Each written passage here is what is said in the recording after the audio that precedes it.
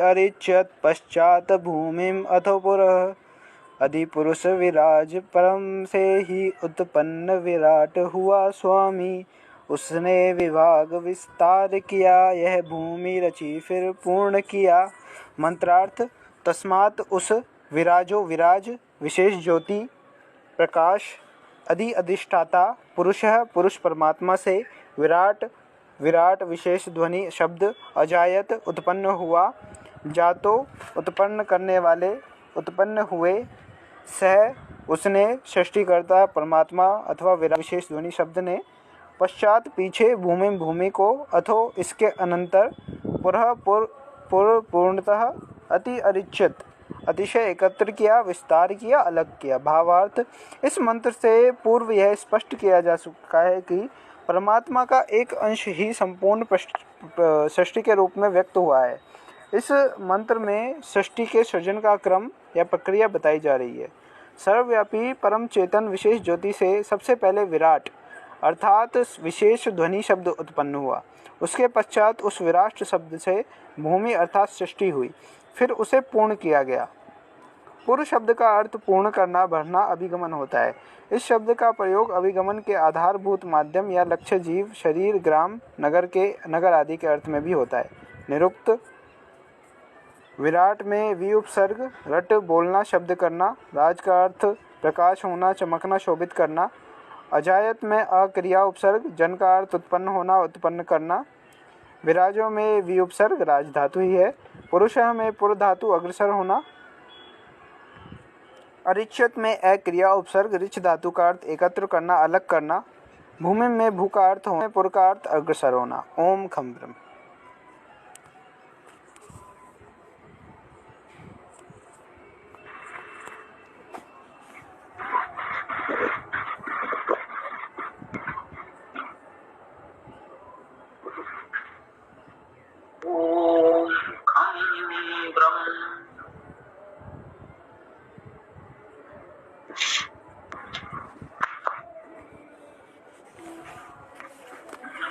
ये आपने मंत्र का मंत्रार्थ भावार्थ निरुक्त पढ़ा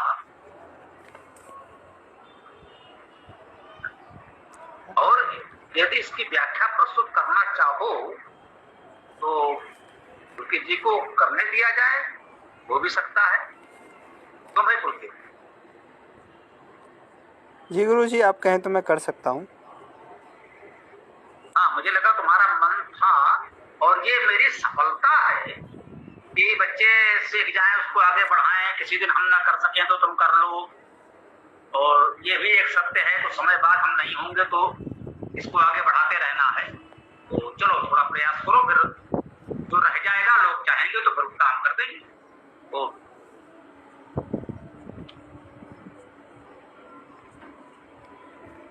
जी गुरु जी। तस्मात् विराट अजायत। तस्मात् इधर तो उस परमात्मा ने विराट में धातु है, वी उपसर्ग है, रट का अर्थ बोलना, शब्द करना। राज धातु है जो प्रकाश होना, चमकना, शोभित करना। तो जो भी विराट है यानी जो भी इस संसार में विशेष ध्वनि है, जो भी प्रकाशमान चीज़ें हैं, वो उसने उत्पन्न किया। अजायत अर्थात उत्पन्न करना।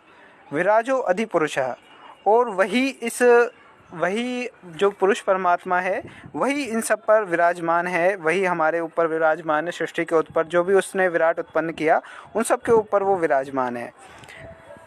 स जातो अति अरिच्यत, जो वह उत्पन्न करने वाला है, जातो अर्थात उत्पन्न करने वाला है, अति अरिच्यत, तो वही उसी ने ही सब चीज़ों को एकत्रित किया, विस्तार किया, अलग भी किया। और पश्चात भूमिम अथोपर, उसके बाद उसने भूमि अर्थात जो भी कुछ उसने किया, जो भी हुआ, जो भी भूत वर्तमान जो भी उसने किया, जो भी सृष्टि की रचना की आदि, तो उसको उसने पूरा किया, पूर्ण किया, उसका विस्तार किया आदि उसको पूर्ण किया। अर्थात ओम खम ब्रह्म।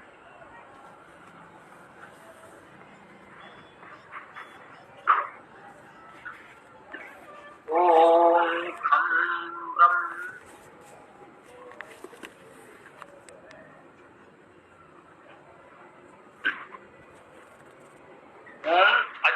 यजुर्वेद मंत्र 5 आज हम प्रस्तुत कर रहे हैं। ओम ततो विराट अजायत विराजो अधिपुरुषः सजातो अति अरिचत पश्चात भूमिम अथोपुरा। यह सृष्टि की प्रक्रिया है, सृजन की प्रक्रिया है। सृष्टि को कैसे सृजित किया जा रहा है, सृष्टि कैसे उत्पन्न हो रही है, बन रही है, वो क्रम बताया जा रहा है। इसमें ये महत्वपूर्ण समझने के लिए है। हिरण्यगर्भ सूक्त है, ये पुरुष सूक्त है, नासदीय सूक्त है, ऐसे वेद में बहुत से सूक्त हैं। इनको सृष्टि प्रक्रिया का सूक्त माना जाता है, अर्थात सृष्टि कैसे बनी इन सूक्तों में इस बार किया गया है।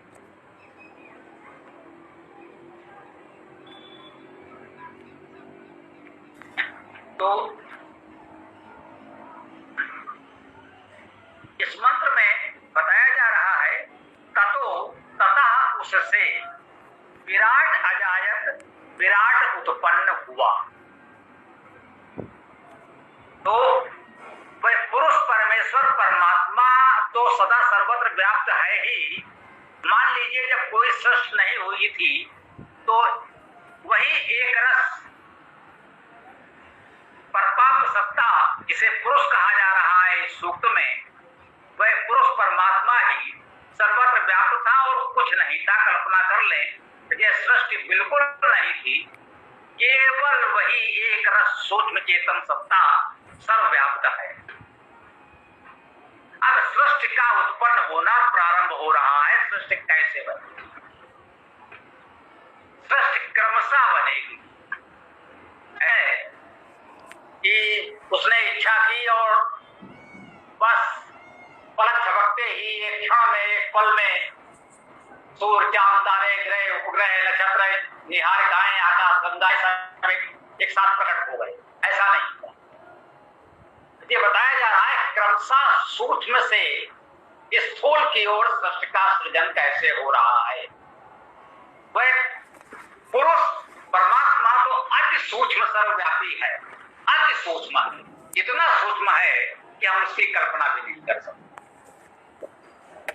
अब उससे जो कुछ उत्पन्न होगा वह भी सूक्ष्म ही होगा। उसकी तुलना में कह सकते हैं उतना सूक्ष्म नहीं होगा, परंतु जो कुछ सृष्टि हमको दिख रही है उसमें वह सूक्ष्म ही होगा। तो कह रहे हैं ततो विराट अजायत, उससे विराट उत्पन्न हुआ। उस अति सूक्ष्म सर्वव्यापी चेतन सत्ता से सर्वप्रथम विराट उत्पन्न हो रहा है। और यह विराट क्या है ये समझना है। ये तो उपसर्ग है विशेष। राट शब्द को राजदीप्तो धातु से विद्वानों ने माना है, अर्थात प्रकाश होना। वैसे रट धातु का अर्थ शब्द करना भी है। तो विराट के दो अर्थ ग्रहण कर सकते हैं, प्रकाश और शब्द। क्या है और शब्द क्या है? यह ऊर्जा है। वर्तमान विज्ञान जो हम लोग पढ़ते हैं उसमें हमको बताया जाता है कि यह प्रकाश और ध्वनि ऊर्जा है। वह अति सूक्ष्म चेतन सत्ता सर्वव्यापी है। अब वो कुछ स्थूल हो रही है, उससे क्या उत्पन्न हुआ? प्रकाश उत्पन्न हुआ। प्रकाश अति सूक्ष्म है। सूर्य से पृथ्वी तक प्रकाश आता है। प्रकाश को पृथ्वी तक पहुंचने के लिए एक माध्यम भी चाहिए होता है, वह आकाश है। आकाश को सामान्यतः लोग मान लेते हैं अंतरिक्ष। तो हमने बताया वेद में अंतरिक्ष को वायुमंडल को कहा गया है, और देवलोक, प्रकाशमान, सूर्य आदि नक्षत्रों को कहा गया है। इन सबके मध्य जो कुछ व्याप्त है वह आकाश है। अब आकाश कितना सूक्ष्म है, कितना सूक्ष्म है कि आकाश को शून्य भी कहते हैं, अर्थात कुछ नहीं, परंतु वह कुछ तो है। आकाश शून्य नहीं है। यदि वह शून्य होता, नितांत भाव होता, कुछ न होता, तो सूर्य से प्रकाश पर पहुंचता कैसे? प्रकाश तरंगों के माध्यम से चलता है, तरंगों के रूप में चलता है, और तरंगों को चलने की यह आकाश सूर्य के प्रकाश किरणों के उन तरंगों के पृथ्वी तक पहुंचने का माध्यम है। अर्थात वह कुछ तो है, अति सूक्ष्म है, फिर भी कुछ तो है, और उस आकाश से भी अधिक सूक्ष्म है यह प्रकाश जो तरंगों के रूप में उस आकाश से चलकर आ रहा है। माध्यम है वह स्थूल होगा। ध्वनि तारों के माध्यम से चल सकता है, विद्युत ऊर्जा भी तारों के माध्यम से चलती है। तो ये ध्वनि और विद्युत अधिक सूक्ष्म है तारों की तुलना में। वायु के माध्यम से भी हमारे शब्द पहुंचते हैं। वायु भी स्थूल है शब्द या ध्वनि की तुलना में। ध्वनि तरंगे वायु में चलती, आकाश में नहीं। जब परंपरागत रूप से हम लोगों ने माना है कि आकाश भी ध्वनि का वहन करता है, बहुत बड़ी बात है। ये आकाश को भी माना गया कि वह ध्वनि तरंगों का वहन करता है। इसका एक अर्थ तो यही हो सकता है कि वेद ने जो कि अंतरिक्ष को वायुमंडल ही कहा है, तो इस अंतरिक्ष को ही आकाश मानकर ये कह दिया गया हो। और जो अंतर्ग्रही अंतरतारक ये आकाश है, यदि उसे आकाश कहा जा रहा है, जिसमें प्रकाश तरंगे चलती हैं, विद्युत तरंगे चलती हैं, वह अति सूक्ष्म माध्यम है। और उस अति सूक्ष्म माध्यम से भी अधिक सूक्ष्म वह प्रकाश तरंगे हैं जो उसके माध्यम से चलकर आ रही हैं। तो परम सूक्ष्म चेतन सत्ता परमात्मा सर्वत्र व्याप्त है। अब सृष्टि का सृजन हो रहा है तो उससे कुछ स्थूल कह लीजिए, अल्प सूक्ष्म कह लीजिए, उसकी सूक्ष्मता कुछ अल्प है। उस अति सूक्ष्म परम सूक्ष्म चेतन सत्ता की तुलना में वह है प्रकाश। तो उससे प्रकाश उत्पन्न हुआ। प्रकाश उसकी तुलना में कुछ स्थूल कह सकते हैं। और प्रकाश जिस माध्यम से चल रहा है वह भी है, सूक्ष्म है, यद्यप उसकी तुलना में उतना सूक्ष्म वह भी नहीं क्योंकि उसमें रहा है। तो बताया जा रहा है सामान्यतः हम जिनका अनुभव कर पाते हैं प्रत्यक्ष रूप से